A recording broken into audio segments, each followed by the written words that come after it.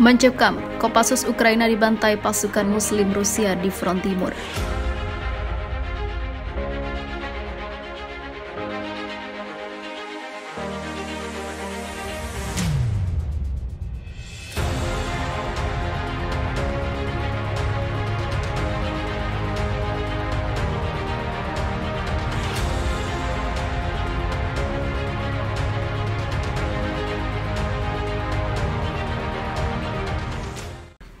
Pertempuran pasukan militer Rusia dan sekutunya di front timur masih terus berlanjut. Pasukan Muslim Chechnya mengklaim berhasil menghancurkan unit pasukan Komando Operasi Khusus Angkatan Bersenjata atau Kopassus Ukraina. Kepala Republik Chechnya Letnan Jenderal Ramzan Kadyrov mengungkap keberhasilan pasukannya memukul unit pasukan khusus militer Ukraina di Oblast Donetsk pada Kamis 8 September 2022. Dalam pernyataannya, Kadyrov menjelaskan kronologi pertempuran yang pecah di sepanjang wilayah Seversky, Yakovlevka, dan juga Siversk. Pasukan Chechnya yang didukung unit militer pemberontak Republik Rakyat Donetsk atau DPR dan Republik Rakyat Luhansk menghadapi pergerakan pasukan khusus Ukraina yang mencoba merebut kembali posisi yang diduduki militer Rusia. Pejuang kami bersama dengan pasukan sekutu melanjutkan serangan di sepanjang garis Soledar, Yakovlevka, dan juga Seversky. Banyak personel dan peralatan musuh dihancurkan, ucap Kadyrov dikutip Viva Militer dari kantor berita Rusia.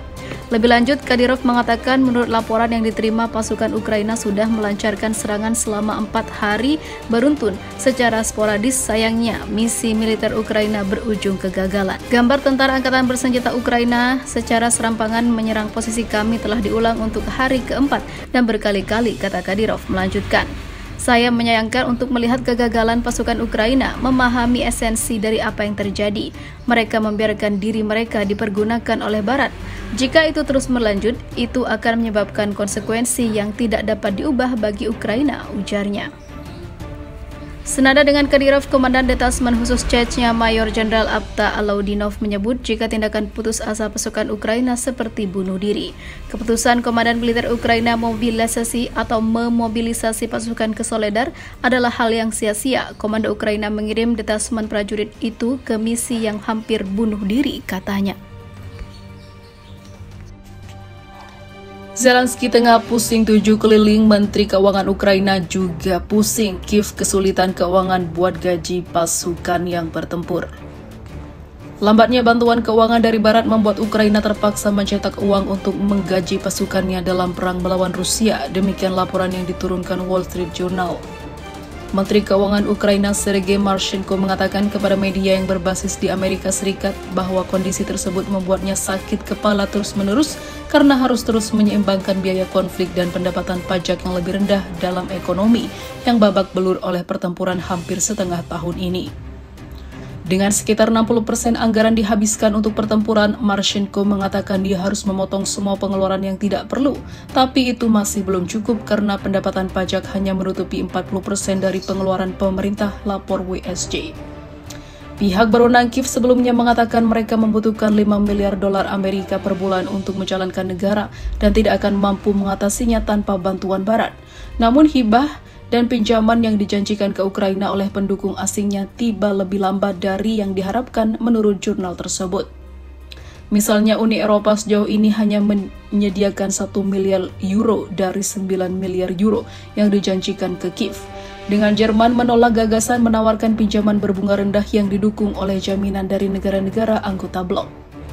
Menurut Marchenko, banyak waktunya di tempat kerja dihabiskan untuk mencoba membujuk pemerintah Barat untuk bertindak lebih cepat. Tanpa uang ini, perang akan berlangsung lebih lama dan akan lebih merusak ekonomi kami, jelasnya.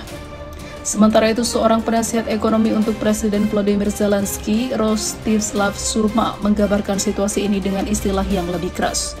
Jika Kiev bertindak lamban di Barat, Rusia akan berada di perbatasan atau ada di perbatasan Polandia sekarang, katanya kepada Wall Street Journal. Mereka tidak merasakan perang, itulah masalahnya. Satu-satunya hal yang mereka rasakan di Uni Eropa adalah harga tinggi, ujar Surma.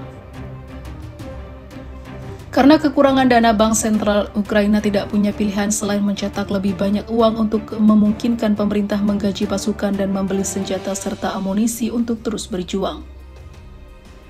Pendekatan ini telah melemahkan mata uang nasional Ukraina, hryvnia, yang telah kehilangan 30% sejak peluncuran operasi militer Rusia di Ukraina mendorong lonjakan besar dalam inflasi.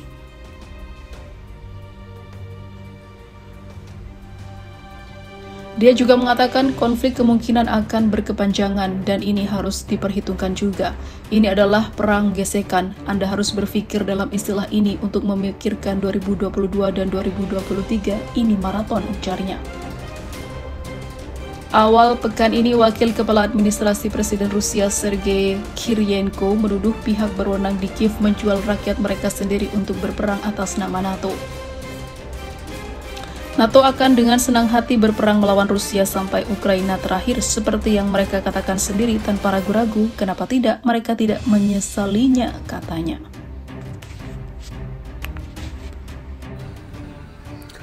Mengejutkan, pasukan Muslim Chechnya rebut kendali benteng tentara Ukraina di seluruh kota. Unit militer gabungan Rusia Republik Rakyat Donetsk atau DPR dan Republik Rakyat Luhansk LPR dikabarkan berhasil merebut pabrik Knauf yang dijadikan benteng pertahanan pasukan Ukraina di kota Soledar, Donetsk. Lewat pantauan FIFA militer dari sejumlah akun di media sosial Twitter diunggah sejumlah video yang menunjukkan kepulan asap tebal usai serangan militer Rusia dan sekutunya. Sejumlah video yang menunjukkan posisi pasukan Muslim Chechnya di pabrik Knauf juga bertebaran di platform media sosial. Pemimpin tertinggi Republik Chechnya, Letnan Jenderal Ramzan Kadyrov mengkonfirmasi jika pasukannya bersama dengan militer Rusia, DPR dan LPR telah berhasil memukul mundur tentara Ukraina di wilayah itu. Kadyrov juga menerima laporan dari pasukan operasi khusus Ahmad berhasil merebut kendali pabrik Knauf bersama pasukan pemberontak Republik Rakyat Luhansk. Dari Kadyrov juga dapat diinformasikan jika pabrik Knauf telah dijadikan benteng pertahanan pasukan angkatan bersenjata Ukraina yang berbasis di Soledar selama invasi Rusia berlangsung sejak 24 Februari 2020. Pasukan sekutu di kota Soledar menguasai pabrik Knauf. Pejuang kami secara sistematis melalui pertempuran yang kompeten dan tidak tergesa-gesa maju ke wilayah yang diduduki, ucap Kadyrov. Sehingga musuh terpaksa meninggalkan posisi yang dibentengi oleh mereka. Dan kami, pasukan Muslim Chechnya, berhasil merebut segala kendali benteng senjata kiriman dari barat menjadi milik Rusia.